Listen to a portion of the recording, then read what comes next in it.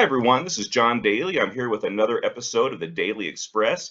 I'm very excited about today's guest. I'm a longtime admirer of his and his smart, honest, thoughtful voice on matters in politics, um, culture, all the law, everything. David knows it all. I'm talking about New York Times columnist and the co-host of the Advisory Opinions legal podcast over at the Dispatch, David French. David, how's it going?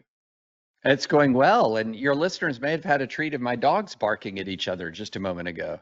Oh, that's not a problem. This is a dog podcast, so people love their dogs, and no, that's great. Well, thanks for joining me. You've spoken, David, to some very large audiences, and I know you've gone on some very popular podcasts. So it does mean a lot to me that you're making some time for little old me on my rinky dink Daily Express podcast. I'm happy to do it. I'm super happy to do it. I'm looking forward to this. Excellent, excellent. Well, I wanted to start things off by asking you about a topic that I don't think personally I had ever written or spoken about until just a few weeks ago when this political controversy exploded. The Epstein Files. For Yeah. years, just to kind of give people a background, who I'm guessing most people know what's going on, but for years, people in MAGA world, including Trump himself, Donald Trump himself at times, had been pushing this narrative, some cases, often as fact, that Jeffrey Epstein kept a client list of rich, powerful, famous people who he supposedly facilitated, Epstein facilitated underage sex with. There was talk of Epstein blackmailing these people, as well as talk of him being murdered in prison to keep quiet. People like Cash Patel and many others went all in on this idea that the FBI was sitting on this information and protecting the pedophiles, and that our country needed Donald Trump back in office to expose all of this. Trump won, of course, and the administration continued to make promises about releasing this information. Cash Patel now is FBI director. He said he was on the case. Attorney General Pam Bondi went as far as saying back in February that she actually had this list on her desk. Trump supporters were eagerly awaiting this big reveal, and then, lo and behold, Pam Bondi, and shortly after, Cash Patel announced that there is no list and that Epstein indeed killed himself. Well, Cash said this was a conspiracy theory. MAGA world was not pleased. There was there's a lot of outrage out there, and the administration has now spent the last few weeks trying to clean up this mess that they largely created themselves. And to add insult to injury, Trump has essentially been saying that those who believed the Epstein list was real in the first place are basically idiots. So David, what do you make of all of this? A lot of true Yeah. believers seem pretty upset by this whole thing still.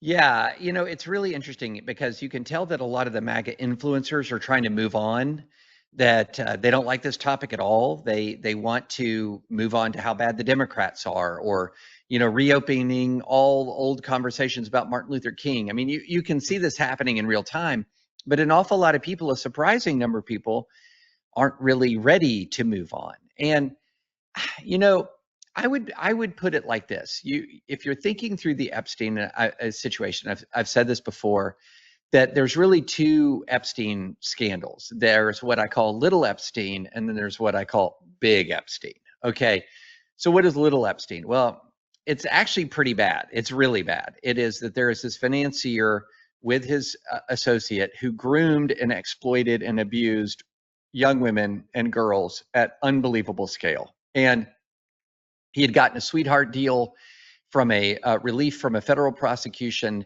during the Bush administration, and then was being prosecuted again in the Trump administration, committed suicide while in prison during the Trump administration. And for a lot of us, we kind of thought that was that there were some unanswered questions, namely, how do you allow the highest profile prisoner in the federal system to commit suicide under your very eyes? Like that should have been investigated thoroughly, because there was never an Epstein trial. He was not tried, but Ghislaine Maxwell was tried. There are still some unanswered questions about where did he get all of his money? What kind of relationships did he have with some of the wealthy people in his orbit? So the little Epstein theory is bad. It's terrible. There is this extremely wealthy person, exploited women at scale, was one of the most well-connected people in the world. We still don't know all of the details of all of those relationships, and he commit suicide in prison. That's bad. But that's to tell you how bad big Epstein theory is. That's what I call little Epstein. And that isn't really the main driver of MAGA. Finding all the details of this one criminal case is not the kind of thing that like gets a whole bunch of podcasters up in the morning as much. And, now, of course, if you had a true crime podcast about Epstein, yeah, people would. But as far as like in a whole ecosystem being obsessed with this case, that's because they believe or think about a big Epstein theory. And the big Epstein theory is that this guy, this hyper-connected guy, was foreign intelligence, was a serial blackmailer, and that he is the key that sort of unlocks kind of the global pedophile cabal. That this guy, this is the key, this is the fulcrum point right here, that if you can actually get all of the details about Epstein, you're going to blow something huge open about the Democratic Party, about global elites, etc.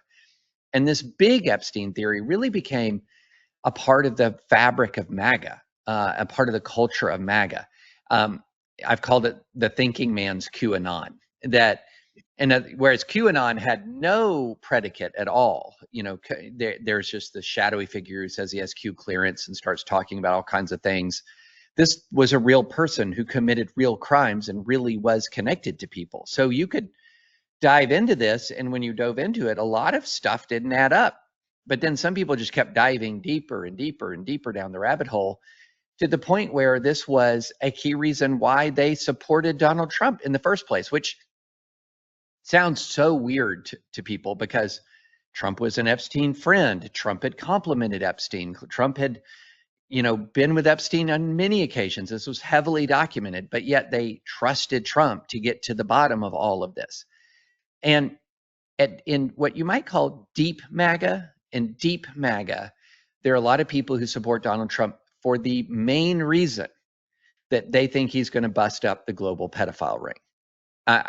And I kid you not, you will meet those people out there in the world.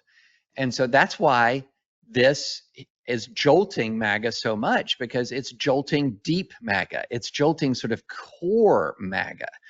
And so it is really creating a lot of friction internally. It's causing a lot of concern. And it is one of the reasons why Trump has kind of been frenetic, even more frenetic than usual, in pointing to other people. Arrest Obama, release the Russia files, release the MLK files. Rosie O'Donnell, deport Rosie O'Donnell. Deport Rosie O'Donnell. It's all trying to squirrel, from the show Up. It's the movie Up. It's just all, don't look at this. And, ironically enough, this Wall Street Journal scoop where they got what they say is a letter that he signed and doodled on to Epstein.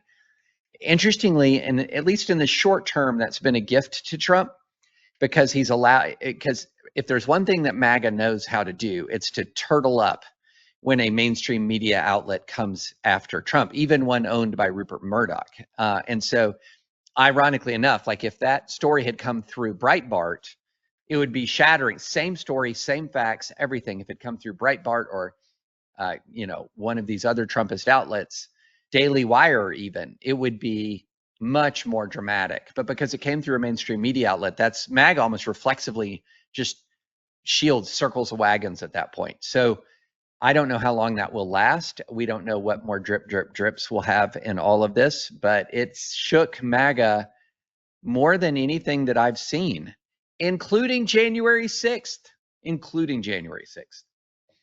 Yeah, it's wild. And one you talked about, the mainstream media as opposed to the friendly media with Trump. There was some video. I swear I saw it maybe last year and didn't really think much of it. Maybe it's reemerged, but there was an uncut interview with that Trump had with Rachel Duffy on Fox News.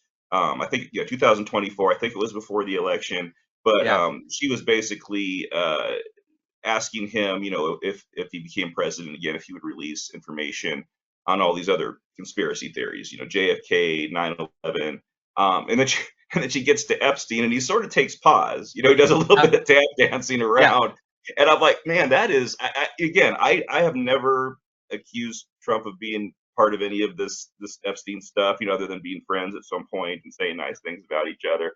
But man, stuff like that just makes him look even worse when you look back at it now that everything has exploded. Yeah, well, and you start to learn why with this Wall Street Journal report, right? So, imagine if the files were leaked and or the files were released and everyone starts immediately doing searches for famous people, and one of the first people who comes up is Donald Trump, and it's this kind of whimsical though creepy dialogue about secrets, and has a doodle of a nude woman with his signature in the pubic region. Like, if that had just come out, people would have been stunned, like shocked. And so now why they would be shocked, I don't know. Look, we've known who this guy is for a long time, but MAGA does not have the same information set about Donald Trump as you and I do. And so people would have been stunned. But when it comes through the Wall Street Journal and they immediately deny it, and they filed this big $10 billion lawsuit, sort of flexing their legal muscle, it gives MAGA that opportunity to sort of have some degree of plausible deniability. At least they can say fairly, because notice that, you and I say alleged, we say it's claimed to be a letter. We don't know for sure, right? We don't know for sure. So it gives everybody this sort of opportunity to pause, but it's only a temporary pause. This is only a temporary pause. So what happens if that letter is genuine? Do people then immediately minimize it, or do they start to parse it like they would parse every interaction that, that Joe Biden had with a woman, and how, handsy he was? And do they start diving down that rabbit hole with Trump? Doubtful, given all the previous loyalty. But my point is not so much that this will undermine MAGA support for Trump, although I've been surprised at how much some people have held his feet to the fire. What I'm saying is this really does forecast how tough it's going to be to keep MAGA together after Trump, because this is a bag of scorpions, man. Oh yeah, no, and you tweeted something the other day, and you've made this point in the past as well, but regarding the Epstein affair, just this is part of what you tweeted. Quite a few Americans are learning only for the first time that Trump is a liar. It's taken 10 years, but here we are. There's definitely something to that, because part of it is being in this right-wing media bubble where you're not exposed to a lot of things in an honest manner, in a fair manner. But yeah, I'm sure you run into these people all the time that are genuinely surprised when you explain something that most of us have known about for a long time. Yeah, that's exactly right. Because if you think about right-wing media, there are three kinds of Trump stories in response to Trump critiques. It's fake news, Democrats are just as bad, if not worse, or this is no big deal, stop clutching your pearls. It is always one of these three things: fake news, Democrats are worse, stop clutching your pearls. That the stop clutching your pearls, it's bad when you get there, because there's not even a whataboutism, there's not even a fake news. Then it's like, well, you're just a wimp for paying attention to this, right? And so if that's the relentless message that you have gotten for 10 years, every story about Trump is exaggerated, fake, or the Democrats are worse, then you get locked into this mode where you start to see Trump. And Trump is the most trusted public figure by Republicans. And you start to see Trump as the source of trust. Well, there was no way to see, at the very least, Trump's team as a source of trust here. There was no way, because they had said, in response, the Attorney General of the United States, in response to a question about an Epstein list, not an Epstein file, had said, it's on my desk. And trusted people in MAGA, J.D. Vance, Kash Patel, Dan Bongino, voice after voice, Donald Trump Jr., release the Epstein files, release the Epstein files. This has been a mantra. Trump says, I'm going to release the files. And so this was the first time that this is not the first time Trump lied to MAGA. Trump has been lying to MAGA from day one. It is the first time Trump's lie was not something they wanted to hear. Because all of Trump's lies, or almost all of Trump's lies, are telling MAGA what it wants to hear. This is the opposite of that. What MAGA wanted to hear, we're releasing the files. That's all they wanted to hear. And then they hear no list, no blackmail, died by suicide. And that undermines 90% of the big Epstein conspiracy. And it's in an unsigned memorandum. I think people are sleeping on how cowardly this was. they put out an unsigned memorandum. And that unsigned memorandum is just not going to be enough for people who've been like reading tea leaves and speculating out loud for years about what's in there. And then a little memo that's essentially move along nothing. No. That was never going to fly. I knew it was going to be a big deal. I did not know it was going to be this big a deal. Yeah, it has had some staying power. I tend to agree with you. I think Trump will navigate through this, but yeah, Yeah. it has been an issue for more weeks than I would have guessed. Switching gears, I wanted to talk about another topic that you've written about, and one that I found myself thinking about quite a bit in recent years. This epidemic of young males in this country who Hmm. feel isolated and alienated. You've called them, this is quoting you, a generation of young men who too often don't know what to believe or whom to trust. Yeah. And this isn't just, an anecdotal observation. We've seen it in the numbers. In one of your columns a few weeks back, you talked about this. There's a higher percentage of um, the higher suicide rate for boys than for girls, a higher percentage of young men who have mental health problems. Um, College enrollment is down for boys, up for girls. Um, how did we get to this point, David? And what do you think we can do as a society to sort of help address it? Yeah. Yeah. It's a great question. Huge question. There are some competing explanations. It's been interesting to watch the debate change. 8, 9 years ago, if I was, and I was writing this 8, 9 years ago, men are struggling.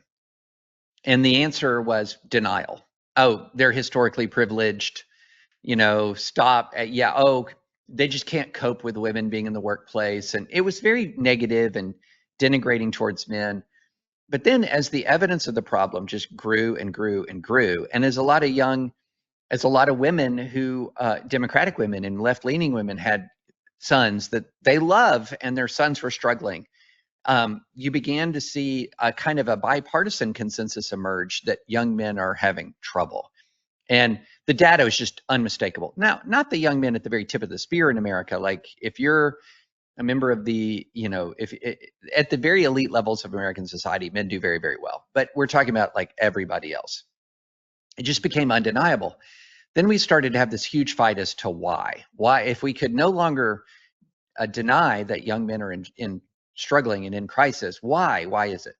And a couple of competing explanations emerged. One I think is much stronger than the other one. So the one that I think is the weaker explanation is almost entirely an ideological explanation. And it boils down to the feminists and the left. That the feminists and the left turned on men, began to declare men to be inherently toxic, declared masculinity to be inherently toxic, and then began to implement a series of steps and measures that were designed to suppress the growth and development of young boys in favor of girls. And boys received this message and have suffered at the hands of this ideologically driven top-down social experiment to denigrate boys and elevate girls. And this is the result. Now, I don't disagree at all that there are elements of particularly the far left that have taken an aim with both barrels at masculinity and at young boys and sort of like have denigrated them in favor of trying to exalt young girls. And I don't deny that at all. You will go even now places and there will be people on the far left who will get angry at you over your concern about what's happening with boys because they're just privileged in their mind. So there's something there. There is something there, but it does not explain the national, even global sweep of this phenomenon. Because this is not America-centric thing. This is not only an America thing. And so you have a global problem here with men falling behind. You have a problem with men falling behind in super woke areas of America. But guess what? You have a problem in some ways even worse with men falling behind in some of the least woke areas in the whole United States, the rural South, for example, the rural Midwest, for example. This is not where feminists rule the roost, y'all. It is not. And yet men are falling behind dramatically in these places as well. Why? And so my answer is more technological and economic than it is ideological. And what I mean by that is for just generation upon generation upon generation, the way to make a living in this world, the way you made a living in this world required an enormous expenditure of physicality, of physical effort, whether it was subsistence farming, whether it was construction, whether it was carpentry, whether it was, except for a very tiny class of people who could make a living with the pen or with their mouth. People to live had to exert massive physical effort. And women also, in the absence of birth control in prime working ages, were also rearing a lot of children. These are just the realities of the world. And then the combination of the Industrial Revolution and automation and the information age meant that all of a sudden brawn became much less important than brain in making your living and making your way in the world. And when brawn became de-escalated, that meant that there was no longer any logic behind this men are the breadwinner and women stay home kind of construct.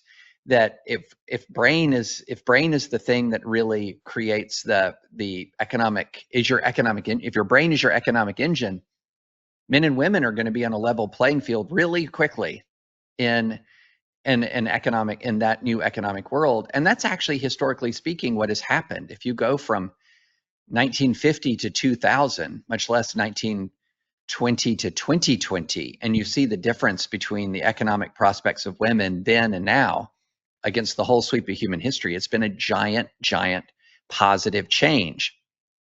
Well, what does that mean for men? It means for men that all of the old ways of sort of socialization into masculinity almost by inertia or by osmosis, that this is what you do. You are a physical provider. That is what you are. That is what you do. All of that began to change, and all of a sudden a lot of the skill sets that allowed men to prosper in one world no longer are as relevant in this next world. Some of the skill sets that maybe they had neglected become much more important. I mean, all of these things start to dramatically change the fabric of our lives. And I think that's a lot bigger and more accurate explanation than there was an ideological shift driven by feminists and the academy. That just doesn't adequately explain the breadth and the depth of everything that we've seen. Sorry for the long answer, but that was a big question. No, I understand that. This is it's great that you're talking about this, Dave, because I think an inclination in this political environment. So you recently, a few weeks ago, sat down with Jordan Peterson and had a conversation about this very topic. I think it's safe to say that the two of you have had some disagreements on a number of things, but I think you found some common ground here. And I think there is this inclination to immediately go to the progressives did this that you had talked about. They have made this theme on toxic masculinity. We still hear the term mansplaining thrown around quite a bit. Yeah. So, but no, I think what you say makes a lot of sense, and it's I think part of this too. I don't think people realize, like you say, this is a global thing. This isn't just America, and I think so many things are identified directly with the United States when this issue comes up. But yeah, it's fascinating. It's glad that you spelled that out, and when you do, it makes perfect sense. With the changing times. What is there? Do you think there's a solution about how do we help this generation of young men?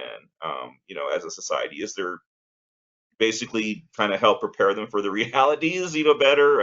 I know role models are important, of course, but what other advice would you give on this?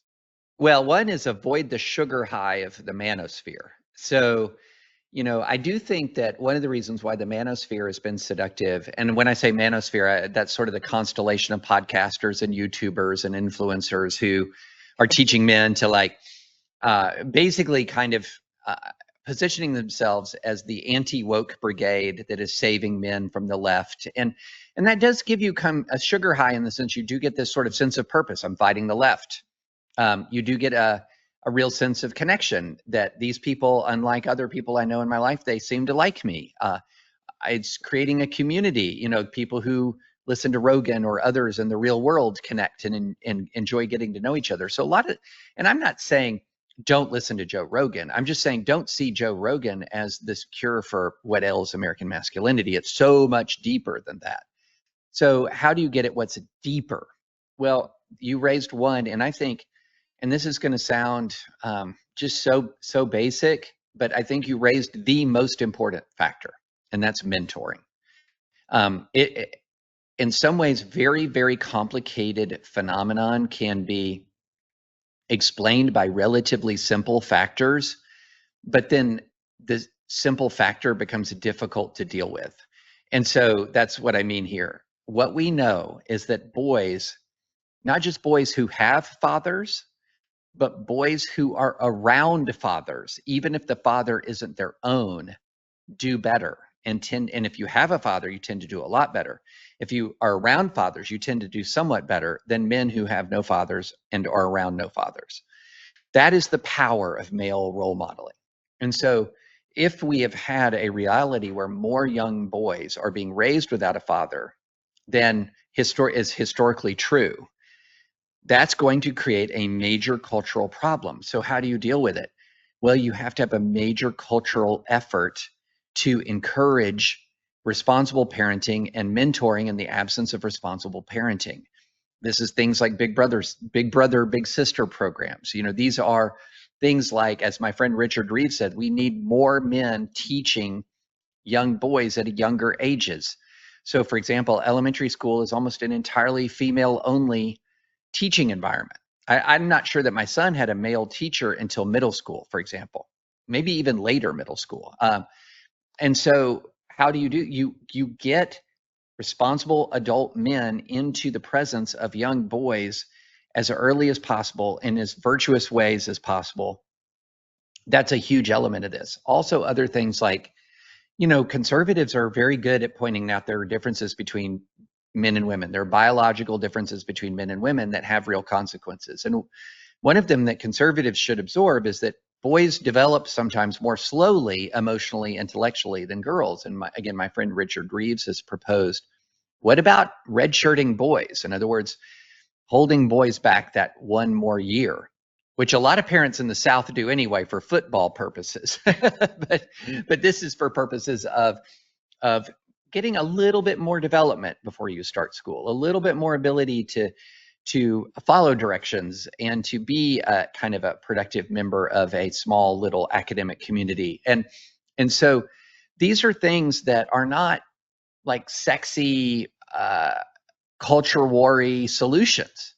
They're very real world, very personal, and yet still can be systemic. You can systemically try to increase the number of male role models through various measures and steps. But at the end of the day, it's systems that are trying to design to turn to meet personal needs. And that is always a hard thing to do. Yeah, and that's some great insight, though. I think that paints a good picture there, a helpful picture. I wanted to switch gears again, David, and ask you about the separation of powers in our federal government. I actually asked the same question of Casey Maddox, I'm sure you're familiar with, a few weeks ago. Yeah. Yeah, Casey's a good friend. yes, good. Okay, so we've seen a lot of executive overreach in the second Trump administration on everything from, you know, the tariffs, Liberation Day, to illegal deportations, to attacks on free speech, to the refusal to enforce laws, like we've seen with the TikTok ban. Congress has unfortunately been out to lunch on a lot of this.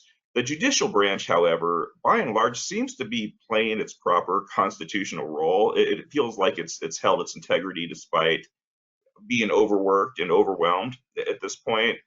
David, in your opinion, is the judiciary our only fully functional branch of government at this point? Yeah. Oh, and it's not even close. And when I say a fully functional branch of government, I don't mean a perfect branch of government. Right. Like I'm frustrated, for example, that the Supreme Court majority has not written an opinion in its decision that was lifting a stay on the firing of more than 1,000 Department of Education workers. I don't necessarily know that it's a wrong decision, but I need to read the majority opinion, which doesn't exist, to determine that. But that is, in the grand sweep of things, that's a nit to pick. not a fundamental failure. And so what we're seeing is that the other two branches of government are in the midst of a fundamental failure. So Congress is completely failing to operate as an independent branch of government. It operates when it's under the control of the president's party. It operates purely as an instrument of the president. That is not the intention of Congress at all, not remotely. The intention of Congress was really to be first among equals. When I hear the word co-equal branches of government, I kind of break out in hives. I need a trigger warning because they're not intended to be co-equal branches of government. If you look at the Constitution, the Congress, which is in Article 1 for a reason, has far more power than the president does, has far more power than the judicial branch does. So it was designed to exercise independent primary power in the American government, not unchecked power, but primary power. Now it's the least powerful branch, and it's not even close. The presidency was designed explicitly to be a president in a Republican form of government. And so systematically, the Constitution strips elements of monarchy from the American executive. Doesn't strip all of them, sadly, left the pardon power, for example, and that's a big problem. And its phrasing regarding the executive power is just vague and ambiguous. That's a problem, okay? So, but it systematically strips the vast majority of monarchical powers from the presidency. And right now, our American presidency, and this has been going on for multiple administrations, but really accelerating now, has been yanking back as much monarchical power as it can. And by that, I mean, not just the power to command the armies in war, but the power to declare war. Not just the power to sign laws into effect, but the power to promulgate new laws through regulatory authority. I mean, and you just can go down this line of the president assuming legislative power, this president assuming judicial power, the president assuming war-making power, all just stripping through safeguard after safeguard, with Congress often giving them the power to do so. And so that means that the president is broken out of the bonds of the Constitution. The Congress is shrinking to irrelevance within the constitutional structure, and only the judicial branch right now is doing what it's supposed to do, which is interpret the law.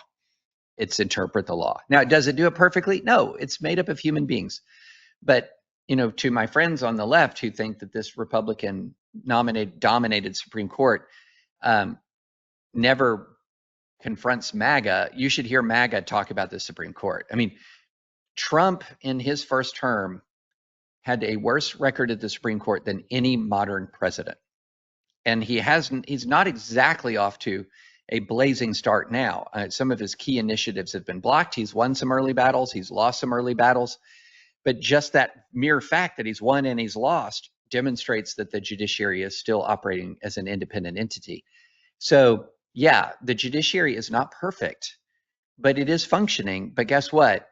One functioning branch of government cannot save the whole thing. It can only slow its collapse. It cannot ultimately stop its collapse.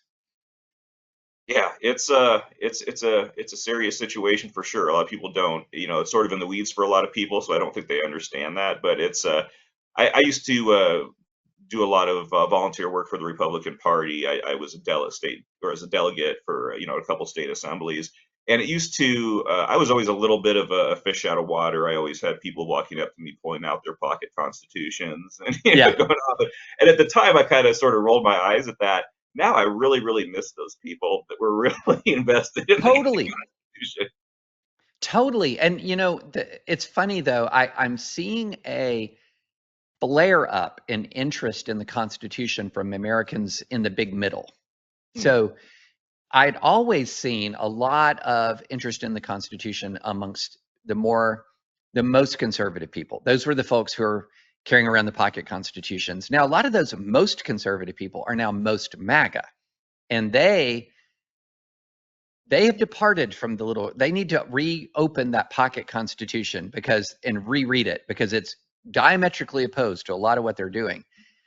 But what's interesting is the people who've sort of been more or less content with the way things have been and are now deeply alarmed at all of the radical, the disruptions they're experiencing, are getting a new appreciation for the Constitution, for the Bill of Rights. And so I teach an adult education class in Nashville each fall and spring semester. And it's remarkable to see the eagerness of people to hear an hour and a half lecture on the legal philosophies of the American foundings. And these are people center left, center right. They may not agree on who they voted for, but they're incredibly alarmed because they can feel the structures cracking around them, but they don't know how dangerous it is. And often they don't necessarily know, like, why is that structure there in the first place? Why is the fact that it's cracking alarming me so much? What does this all mean? And, when you back up and you can paint a picture of the founding that really clearly demonstrates that this is not what they wanted. This is not what they hoped for when they were putting together this Constitution. And in an interesting way, I think that's reassuring to a lot of people. It's caused their respect for the founders to go up because they had enough wisdom to be worried about exactly what we're experiencing in 2025 and gave us the tools to deal with it, but we just refused to use them.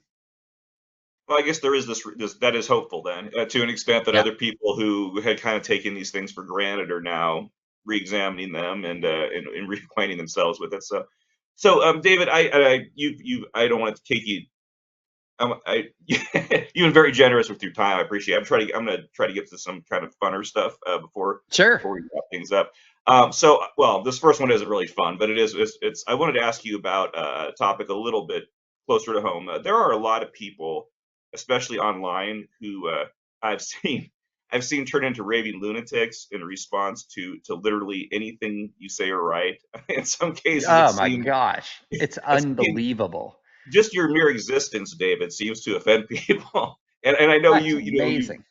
No, and you've written about this, and how it's affected your family. It mainly goes back. I mean, it stems back to your criticisms of Donald Trump over the years about his poor character, about the effect he's had on our culture, including the church culture here in the United States.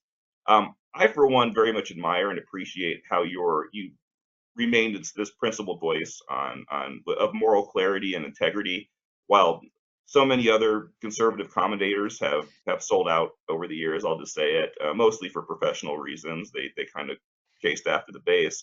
I'm curious, David, do you think there will come a day, maybe in the post-MAGA era, where people on the political right will recognize that their anger toward you has been misplaced and that you were actually right on a lot of these issues? Or do you even think about that? Do you even care if that's how your legacy is? I'll be completely honest. I used to think about that, I think early on in the Trump era, I, along with a lot of other people, were laboring under delusion that there was something that Trump could do to disrupt his supporters, like to disrupt his support. And I remember when he said something like, I could shoot someone on Fifth Avenue and they would still be with me. And I remember rolling my eyes. Like, I've been around politics for a while, and I see how people turn on a politician so fast. I mean, it goes from love. I remember in 2004, when George W. Bush won re-election, the adoration for him in the conservative world. There was so much love and admiration for him. He won in 2000. He won in 2004. He had led America through the post 9/11 period.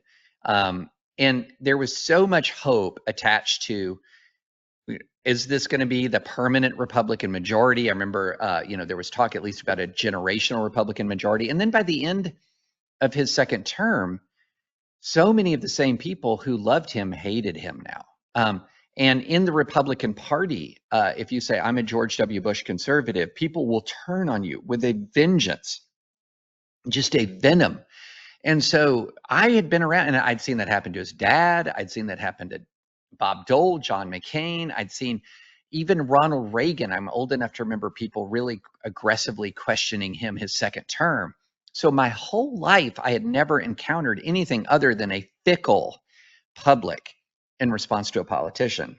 And so early on, there would be scandals, terrible things he would say or do, and I would just kind of be like, yeah, see?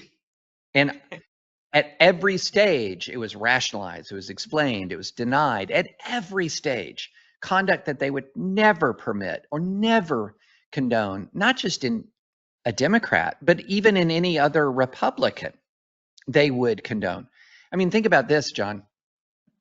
In 2024 primary, one of the things that people ragged Ron DeSantis about that actually seemed to hurt him was that someone somewhere said he ate pudding with his fingers, and they called him like pudding fingers.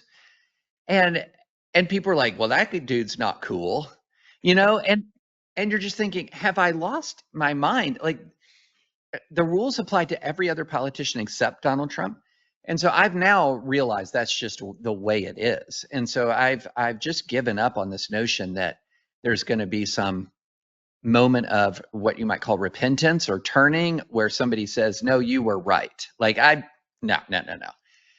I don't even think about that as a possibility. I'll be honest with you. What I do think of as a possibility is, instead of a repentance and a turning, what you might just call a moving on.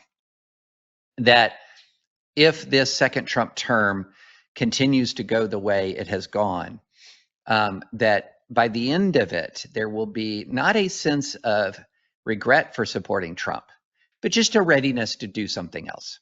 And there's actually an interesting sort of parallel here that I wonder about. When I was coming of age politically, I'm 56, I was the post-Nixon Republican Party. And I'm sure you remember this. There weren't many people saying, I really regret voting for Richard Nixon. They just didn't acknowledge that they liked him in the first place. They had just moved on. They were now all about Ronald Reagan. Let's talk about Ronald Reagan. And so I think that that might be the way that Trump actually fades in our public consciousness, is not from people saying, I never should have done this, never should have flown the Trump flag, I never should have believed that the election was stolen, all of that stuff, but more like, I'm with so-and-so now. This is who I am. And then they'll judge you by if you're with them on that new person. So if I'm with them on that new person, oh man, what happened I like David again. If I'm not with them on that new person, then it's going to be, he's been horrible for years. And so I kind of think that's the way it'll go. I just hope people are nicer to you after Trump's gone. I agree with you on that. So a couple months ago, this is more another personal question. You moved from Tennessee into this amazing high-rise building in Chicago. The view is fantastic. I keep putting the pictures on Instagram. Oh, you should. I appreciate them. I know Nancy's been putting some good ones out there as well. David, I especially like the one where you're in front of the window, staring at the cityscape at night. It sort of felt like a DC Comics origin story. It was very Batman-esque. Oh, absolutely. That was pre-suit, like immediately pre-suit. As soon as the symbol was going up, I was about to leave. Yeah. But I imagine this has been quite a cultural change for you. I'm sure you've been to Chicago before, obviously many times before. But what do you like most about Chicago, and what do you miss most about Tennessee? Well, I don't miss Tennessee that much because I still teach down this fall. I'm going to be splitting a lot of time. I'll be splitting time between Tennessee and Chicago. But I'll tell you this: Chicago is an underrated city. Now, everyone tells me say that in February. Now, I fully acknowledge I'm sitting here on a beautiful day. Yesterday was 79 degrees, I think, for a high with no humidity. It was just incredible. But it's an underrated city. What's interesting about Chicago to me is, if you're going to say, is there a city that feels like kind of quintessentially American to you? Yeah, New York would come to mind because of the Statue of Liberty and the sort of the history, the prominence of New York in our history just from the word go.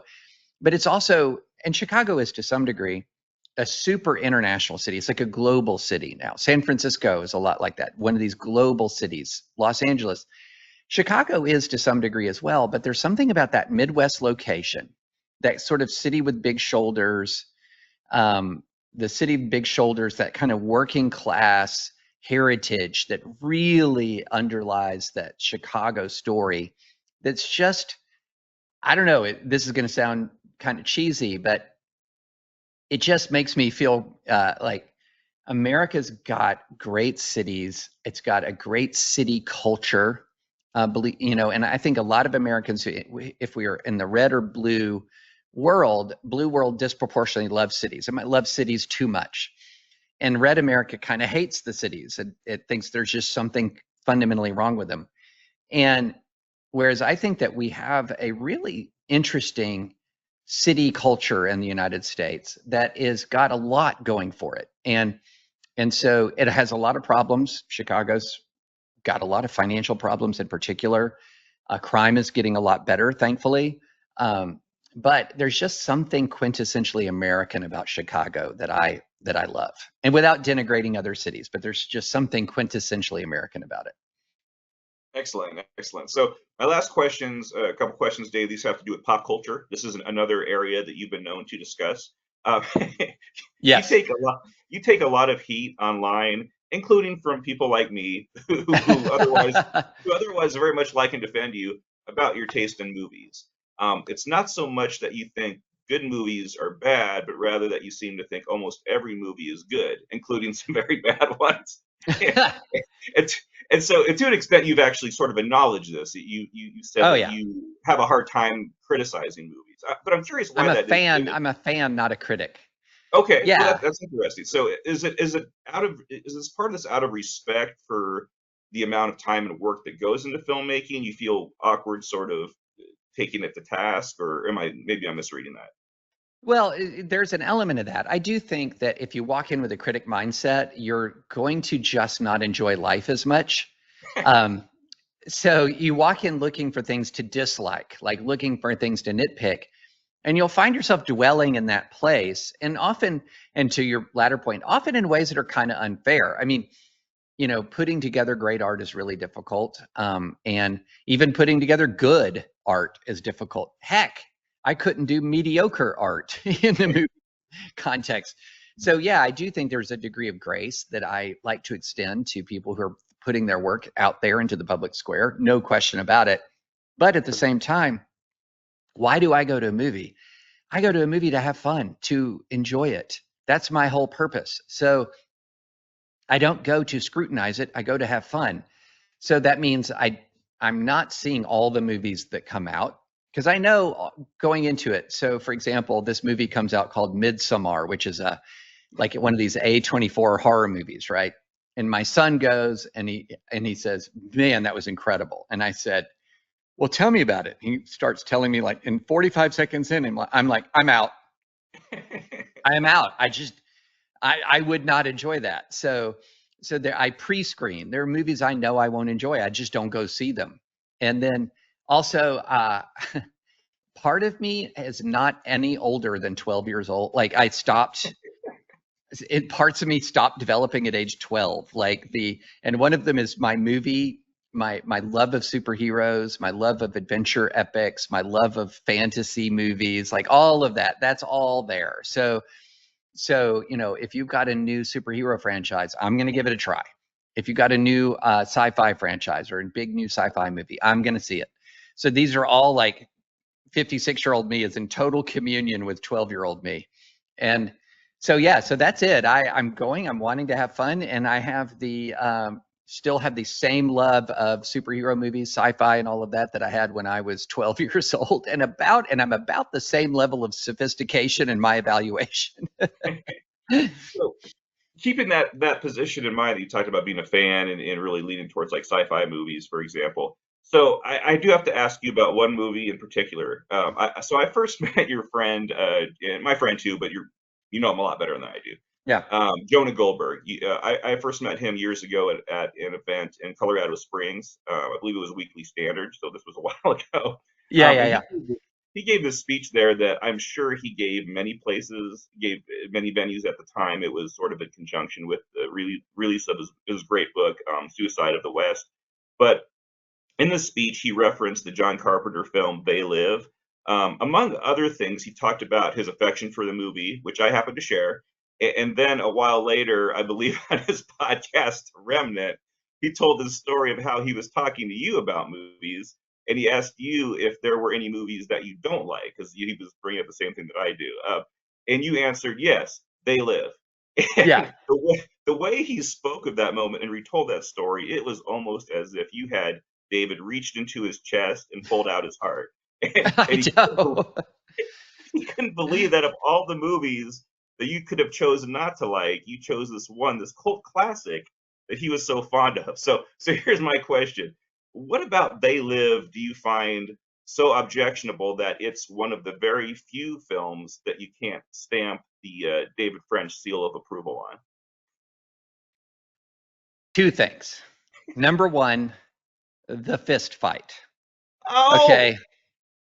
There is a fist fight in there that is so long and unrealistic that the WWE is embarrassed by it. Okay. Like, I mean, Mexican professional wrestling is embarrassed by it. Like, and they do things like in rings like hypnosis and crazy stuff like that. You know, it was the worst fist fight, and it never stopped. It just kept going and going and going. Okay, so that I that's just can't. very. I got to push back on that, right? That's one of the greatest fistfights in the history of cinema, right there. Because just because it keeps going, you think it. So I think we're both professional wrestling fans. I was, Oh yeah, yeah, yeah. especially in my youth, and I love the false finishes in wrestling matches where you think someone's going down for the count and they pop right back up. Very, there is a good, yeah. There's parallels. They're using suplexes, body slams, all that. But just, I thought it was fantastic. But go ahead. Yeah, You had but it two was points. like so even that was just beyond WW. It insulted my intelligence. Okay, so that was number one, and then number two is okay. If you're going to have aspirations to like some big meta narrative about the world, which They Live obviously did, just to execute on it and don't be just so freaking like blunt and obvious. Oh, here's some glasses. And when I put on the glasses, the world looks all different. It was just, I don't like it when something has like delusions of grandeur and then like delivers just like gross simplicity. So yeah, I didn't love it. And I thought the acting was cheesy. I'm here. If decide, am I in the David, lane of a big meta narrative or am I going to say things like, I'm here to kick ass and chew bubble gum and I'm all out of bubble gum? Like, okay, what are you? That's what I love about Aquaman. Aquaman chose a lane and committed to it all the way. And that lane is we know nothing about this is real. We know this is silly. We know this is about a guy who can talk to fish, but you know what we're going to deliver to you? We're going to deliver you to you Pitbull's version of Toto's Africa while we're skimming over the Mojave, not the Mojave, like we're skimming over a desert in Morocco to find an ancient mythical lost city. Like nothing about that's real, but we're leaning all the way into it and it's so much fun. So yeah, it suffers in comparison to Aquaman. so I gotta say, I love the bubblegum line. I think that is one of the best. That is up there with Arnold Schwarzenegger's one-liners. I think in the 80s. I thought that was fantastic. You said the acting. I get it. Some of the actors in there. Rowdy Piper was I think that was probably his first serious acting role. But Keith David, that guy is phenomenal. I mean, he is great in everything, and I got to meet him last year, and it was very exciting for me. But it's yeah, I couldn't disagree more. I think I think I gave it sort of a. Okay, so I will say when I saw this, I think it was late '80s that it came out. I was in high I school. remember I was in college. Yeah. Okay, yeah. So I'm a little younger. I don't look it, but I'm a little younger than you are. And it, I know you'll say this was for good reason, but my friend and I saw this in a movie theater. We were the only two people in the whole movie theater, and we had the time of our lives. Just an interactive experience. We loved it. We didn't take it too seriously. Shouting at the screen. It was fantastic. So part of that, I'm sure, factors into to my love for that movie. But I've shown it to my son. He's a big fan as well. So That I is so just funny because I went in expecting a horror movie, something that was going to be like genuinely scary, and I'm like, what is this social commentary combined with the worst professional wrestling fight I've ever seen in my life? And weird. No. I think maybe expectations, whatever. But this is part of the movie. One of the few movies people say, are there any movies you don't like? Yeah, They Live, Phantom Menace, Attack of the Clones. any other Matrix movie other than the original Matrix. So yeah, there are movies. There are movies, absolutely. So your take on this is basically the only time I think I've sort of slid into French derangement syndrome a little bit. And kind of, okay, I get it why these people don't know. No, I get it. What you're saying, that makes perfect sense. But yeah, I wanted to call you out on that, in part for Jonah. I wanted to stand up for Jonah. I But yeah, appreciate that. I appreciate that. Yeah. No, there is method to the madness. When it comes to superhero movies, I like it. There's two lanes that I really enjoy. Lane number one is what you might call the Nolan Snyder lane, which is, let's take this premise super seriously. Like, what if there was a Batman? What if there was a Superman? Like, let's think this through. Wouldn't it be utterly terrifying? Wouldn't it be often like extremely dark and worry and troublesome? Yeah. And so they lean into that. And that's really interesting and fascinating. Like the opening part of Batman versus Superman, where you see Batman from the perspective of a human watching the superhero combat and the total devastation it's wreaking on the city. And like, you can see why that would be an existential threat and you'd want to do something about it. Like the Snyder Nolan universe, and I know that they're not exactly the same. There's a lot of differences, but you know what I mean. Then conversely, there's what you would call the Thor Ragnarok Aquaman lane, which is none of this. I mean, come on. These are guys in tights and with superpowers. Let's just have fun with it. And they're comic action. They're funny. I like that lane. And the one that I still enjoy it, but just not as much, is the Marvel lane, where they try to have their cake and eat it too, where they have a little bit of the super serious and then a little bit of the really super funny. And to me, it never quite meshes into a coherent whole, except for the Avengers series. The actual Avengers movies 1, 2, 3, 4 were just, I thought, phenomenal. And Endgame was tremendous. And I think it's been so hard for Marvel to come back from Endgame, because Endgame felt like a capstone, not a just the end of a phase, and so it's been very hard to get people back into Marvel, because that felt such a perfect, not period, but like exclamation point to end on. And so, yeah, I think that Marvel struggled. And then anytime you dive into the multiverse, John, we could do a whole podcast on how much I hate the multiverse. It's complicated. It's complicated. Yeah. On the Avengers, did you like Endgame better than Infinity War? It's funny. I no longer view those as two movies. Oh, okay. I sort of, when I Movie. think, I think it's one long movie. And I think the same sort of the Lord of the Rings trilogy. It's just, I have sat down. Have you ever done that and just watched them back to back to back? Yes. I would, I have kids. Yes. yes. And so I would strongly encourage listeners, if there's like one takeaway, if you've not done that, do that, and you will watch a single 10-hour movie. Like it's just seamless. It's just so beautifully done. And it means a lot more, different aspects of it. It's just phenomenal. And then I look at Avengers, Infinity Wars, and Endgame very similar. It's just like one long story. So I would say I have to give the nod to Endgame for one moment. And I don't know if you experienced this in the theater did you see it in the theater? I did, yes. Yeah. What happened in the theater when Captain America got Thor's hammer? Oh, people went nuts. They loved it. I've never experienced anything like that in a movie theater. Like, I felt like I was at a basketball game. The whole place just erupted. So it had moments like that were just incredible. Yes, no, I agree with that. I tend to I liked Infinity War. I got this is sort of an embarrassing thing. I have watched one scene in Infinity War just dozens and dozens and dozens of times. It's when they're taking on Thanos on his home planet with Doctor Strange and Iron Man, and that is such. I mean, as a Marvel Comics kid growing up, I felt like that is the closest they have ever gotten to the Avengers that I remember from the comics. Just everybody coming at the supervillain, and yeah, it's like one of my favorite Marvel moments, superhero movie moments. And what a great villain Thanos was. Like, the whole Oh, yeah. thing is not it's just not the same movie without Thanos.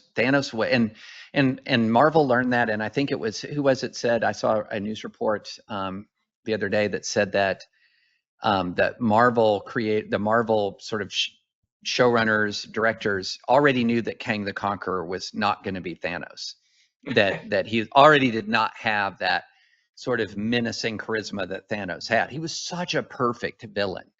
And just the sort of utter confidence that he had that he was right, and the sort of utter confidence he had in his power to the point where he was almost bored by opposition. Yeah. Was incredibly compelling the way that was portrayed. I mean, and especially portrayed through this CGI monstrosity that he was. Like, I thought that was, just some incredible villainy. And then and that's what I love about Man of Steel.